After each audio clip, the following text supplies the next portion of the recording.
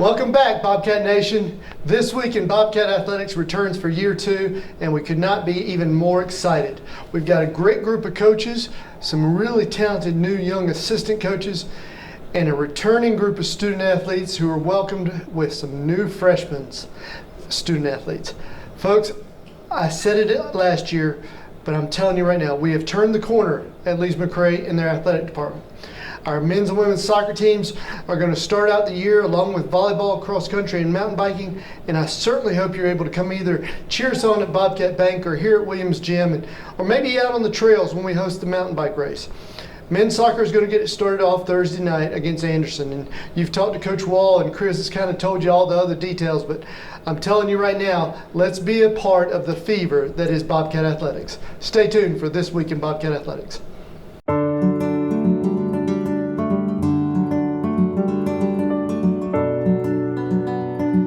And welcome back to the first edition of This Week in Bobcat Athletics, the 2016 season. We're here with Coach Rich Wall of the men's soccer team.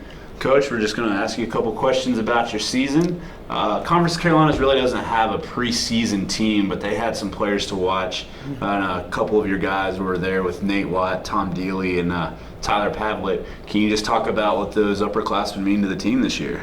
Well, obviously they're going to mean a lot. They've been around for a couple of years now. They had their breakout years as sophomores. But I think Marvin Reiger and Paul Vassert have something to say about being left off of that list. You guys, first time you get to host your first game of the year at home in the last 4 years. You get Anderson on Thursday. How are you feeling about it? How's the team feeling? And how does it feel just to play under the lights for your first match of the season? Oh, there's going to be excitement. There's no avoiding that part of it. There's going to be a lot of excitement. We're ready to go. A few injuries here and there, nothing too serious, but as far as the team's concerned, they're going to be ready. They're going to be excited. We're looking to put on a show for the home fans. You guys had a couple tough preseason matches. You actually got a 1-0 win against Gardner-Webb in an exhibition. Then you played Lenore-Rhine. And then you get to see 3 teams from the South Atlantic Conference in your first 3 matches. What does that do to prepare you for the Conference Carolina slate? Well, you want to play tough opposition to get ready, and that's what we did. We played one of those teams from the SAC already, so we know what to expect. We know what we're going to see, some physical teams, some fast-moving teams on and off the ball. So it was good to prepare ourselves for it. Preseason polls came out. You guys were in the top 3 or 4. Obviously, you have Limestone and then Pfeiffer who comes in undefeated after last year, winning the national championship. Has there been any concern of that high ranking getting into your guys' heads, or do you think it's just more motivation just to try to beat the top 2? At the end of the day, we were 3rd last season, so to come in preseason number 3 for the conference is a fair mark. I think it does put a little bit of a target on our back, but at the same time, it does serve as motivation. These guys they know what they're up against, and they want to put a stake in it that they're one of the top 2 teams, not just the 3rd. Our team motto since the end of last season has been to be one better, and they know what's in front of them. Speaking of being one better and Conference Carolinas, you guys went 7-3 last year in the Conference Carolina slate. All 3 of your losses were on the road. You get all 3 of those teams here at home. What does that mean just to avenge one, if not all 3 of those losses? The difference between first and second last year was 2 games. So if we can get points in 2 of those 3 games, we've got a legitimate shot at finishing in the top 2. Our priority, though, is to get home field in the quarterfinals. If we can get a top 4 seed going into the conference tournament, you get a home game. I feel very good about what we can do going forward, getting into a semifinal match. Nobody wants to come up into Banner Elk in November. So to have that quarterfinal game at home is going to be critical. We've touched a little bit on what looking forward into the season. Let's talk a little bit about over the summer. You have probably one of the largest recruiting classes coming in that I've seen for a sport outside of football or baseball, with 15 new faces. Has anybody particularly stuck out, and how have they gelled with the rest of the team? There have been a handful of guys that have stepped up. We're excited about all of them, though. Right. They all bring something different to the table, and what I've had to stress to them is it's not what you do necessarily in preseason as a freshman. It's not what you do in September, October, November, but it's a 4-year process for each of these guys. And the sooner they can learn that, the better, because that takes a bit of the pressure off. We're not expecting, Matthew Dunn to come in and replace James Abraham overnight.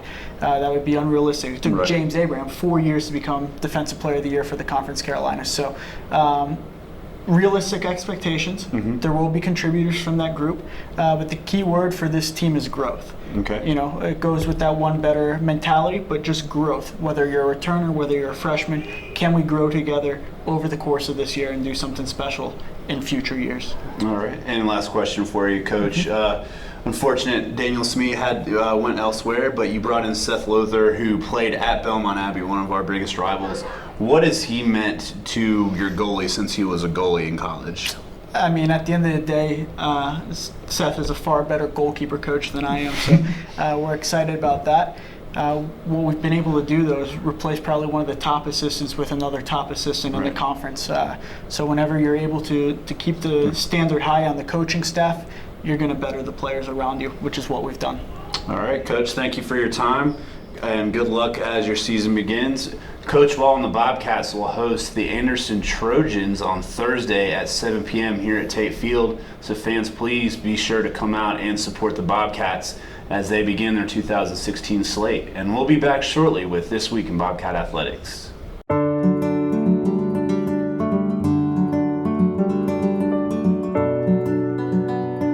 And welcome back to This Week in Bobcat Athletics. I'm Sports Information Director Chris Parker. We're going to talk to you a little bit about some preseason action here for Lee's McRae, and then talk about our first full week of action coming up for the Bobcats. As you saw with Coach Rich Wall, we defeated Gardner-Webb 1-0 in men's soccer exhibition play before losing on the road to Lenore-Rhine.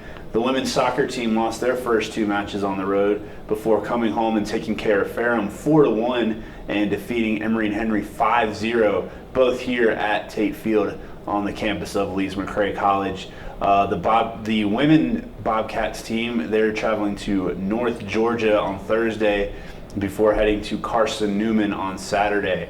The men's soccer team, as you saw, we touched on them a little bit. They host Anderson on Thursday, so fans, please be sure to come out and watch the Bobcats as they start their play at 7 p.m. And they'll also travel to Carson Newman on Saturday as well. The men's cross country team was tabbed 4th overall in the preseason poll, and the women were tabbed 10th in the Conference Carolinas preseason poll as well. And they will be traveling down to Boone, only about a 20-minute ride, at the Covered Bridge Run, and that will be Friday evening at around 6 p.m. Volleyball was picked in the middle of the pack in the Conference Carolinas preseason poll. They head to Winston-Salem State for 3 matches this weekend. They play at 1 and 4 p.m. on Friday before playing a 9 a.m. game on Saturday. And then cycling will also hit the road for the second weekend in a row. They were in Concord last weekend, and they are headed down to Clemson this weekend. And fans, for any information you need to know about your favorite Bobcat student athletes, coaches, staff members, be sure to log on to lmcbobcats.com. And we'll be back shortly as Coach McPhail wraps it up.